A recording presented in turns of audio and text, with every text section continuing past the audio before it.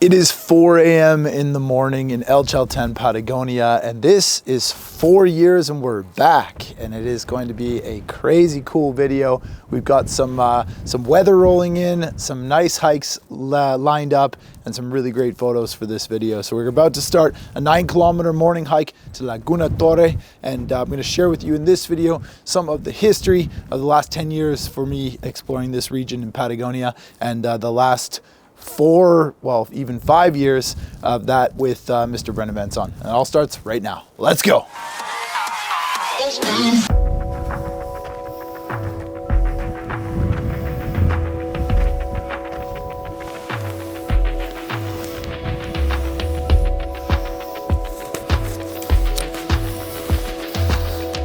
This is where these bags really shine, you know?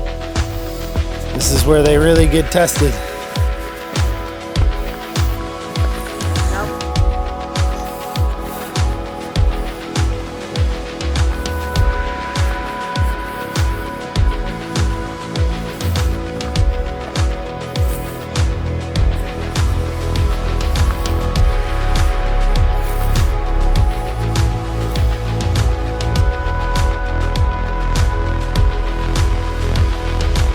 Good morning, and we have made it after 9 kilometers of hiking to Laguna Torres. You might be able to see Cerro Torres off in the background there. Looks a bit overexposed because I've got the auto ISO on here in the Sony. This is just a beautiful morning. We got some incredible light, a very short window, but really, really beautiful alpine glow on the peak, and it's still sort of there. I was able to get a couple photos off right away, and I'm filming a time lapse off on the other side of the lake here. But this is a very classic photo location here in El Chalten, and also a really good hike. There's a campsite just near the base of this lake where you can stay overnight and then do astro over top of this lake and get amazing reflections of the stars. And also for just day hiking, it's really good. 9 kilometers one way, you know, it takes maybe 3.5 hours, so 6-hour trip, 7-hour trip. Really not too bad at all, and it's through beautiful forest, as you'll see on the way back in this video. But I'm lucky to have been here a number of times. This is part of the sort of trekking circuit within El Chalten that even normal tourists did back in the day when I was a tour leader here. But with photographers, we get up a lot early to come up for exactly this reason, for the sunrise, and it is totally worth it if you're thinking about doing it. So let's see if I can get a nice composition, and maybe we'll get even some more alpine glow on the peaks back behind me.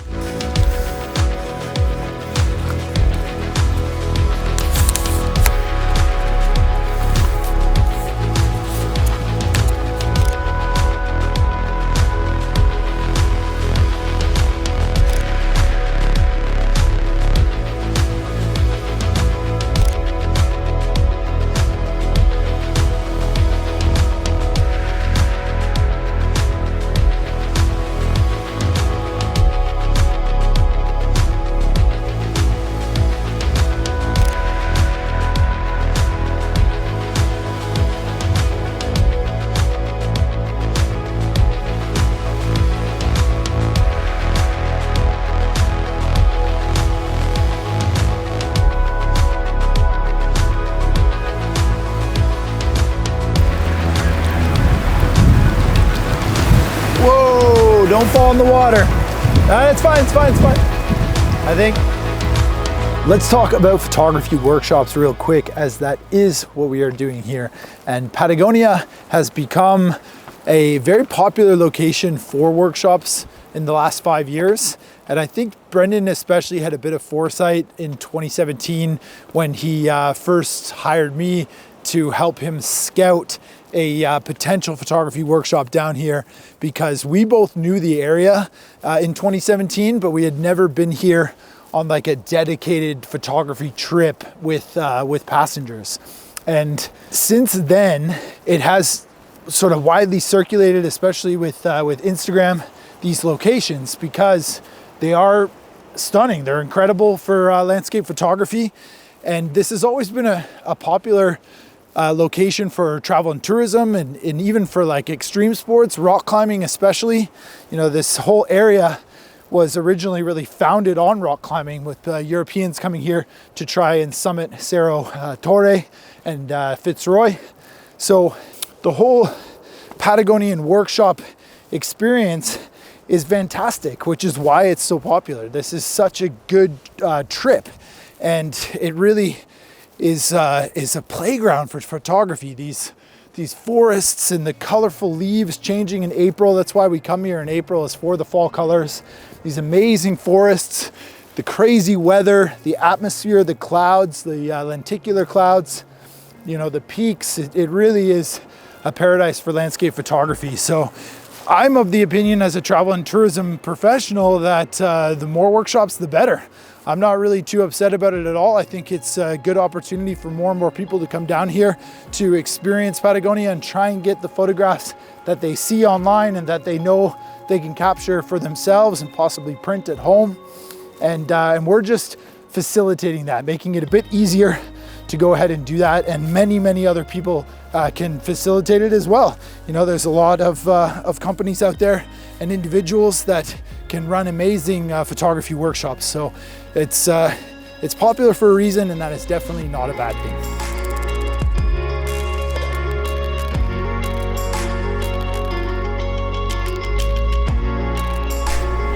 That's still recording? Yeah, it is.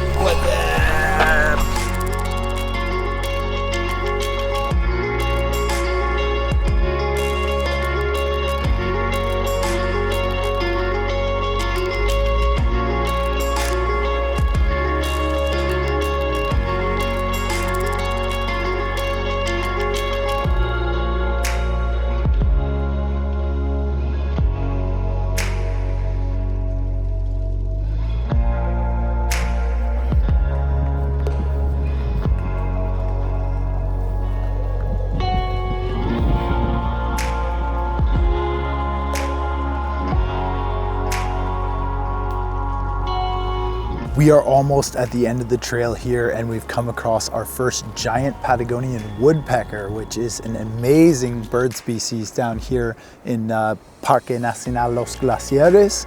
And it is a beautiful, beautiful bird. It looks exactly like Woody the woodpecker, extremely photogenic, especially the male with the bright red head, sort of the mohawk hair, and then awesome black wings with a little bit of white as well. They photograph really, really well. And that is a nice little bonus to the beautiful weather that we've got during this hike. This forest is just magic, hey? It's such a cool lenga forest. These are beech trees, South American beeches, and in the fall when the leaves change, you know, they're just a beauty to walk through. And having the green grass and these perfectly manicured trails really makes 9 kilometers feel like it's nothing at all. And actually 18, because it's 9 kilometers one way. So we're almost done 18K here today. And the whole group is feeling a bit tired, but this was a nice thing to see here at the end, this beautiful Patagonian woodpecker. Oh, here he comes. Hey. Yeah, we made it back down. 18 and a half kilometers later, only about a 400-meter vertical gain, but a very long day with such an early start. And we have made it. Now, you may be asking yourself in this video, where is Mr. Brendan Van Son? And that is a good question, because he is co-leading this trip. It's effectively actually his workshop, BVS Adventures. And he asked me to come on to this trip to help him in 2019, because this was meant to be for 2020, but you guys all know what happened with the pandemic. But today, Brendan and I actually split up so that we would have 2 different groups within the same group. Jeez, this wind. Good test on this new mic. I hope that's all right. But yeah, the idea was to split up to make the most of the time. Jesus, Patagonia, oh my God. And it worked out really well. So we've had a good adventure.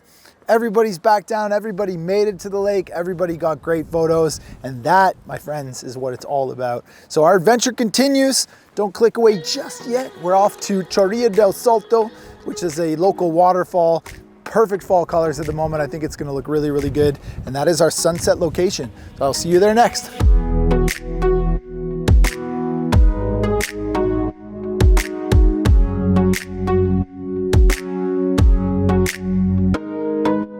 Hey, you're on camera. So yeah, 4 years, we're back. Yeah, 4 years. It actually just kind of feels like it was last year. I keep saying last year when we were here, but then I remembered we're old now. We met in 2017, right? We met in 2016. Did we? in Alicante. Right, but then the reason was to do Yeah. the trip in Patagonia. Yeah, but I don't know where you want me to go with that in Well, terms tell of your me story. about the road trip, because that was the beginning, right? This is 4 years Yeah. back, but that was 5 years ago, 6 years ago. Yeah, so back in 2017, I wanted to scout Patagonia for future workshops, because back then there was only like a couple people doing workshops. Now, lots of workshops. But so yeah, me and Greg went and scouted everything. We didn't just come to Torres del Paine and El Chalten, we literally went everywhere. And it was actually a lot of fun. We saw some epic things, and yeah, we had an awesome time living in a van like Chris Farley. Yeah, and then 2018 we came back with T-Fuego, 2019 with T-Fuego, and then I was just here again like a week ago, and then Greg joined me again. So this is the 6th Patagonia workshop.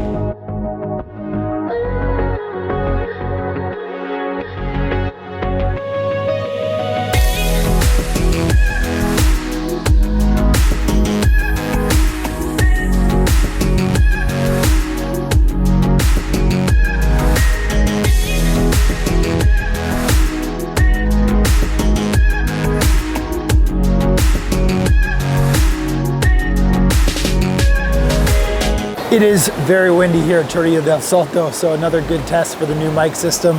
I hope the audio is much better in this video. I'll see when I'm editing, but it's been awesome today. It's like full on Patagonia. After the big hike this morning, we had maybe 2 hours rest, and now we're here at another just stunning location for landscape photography. You may or may not recognize that waterfall behind me. This is part of the same river system that ends up at Torres del Salto, which is very close to town. And when it's peak fall colors at lower altitudes, this is a really, really good place to come to get some great photos. So I've got a very classic landscape shot here with the 16-35, which is a Canon lens, by the way, so I haven't gone Sony fanboy just yet, but it's with the MC11 adapter from Sigma on the A7R5, and I'm just getting a awesome photo. Really, really happy with it. And something different from Patagonia, which is nice, because I first started coming down here as a tour leader in 2011. I was very lucky with G Adventures to do 3 seasons,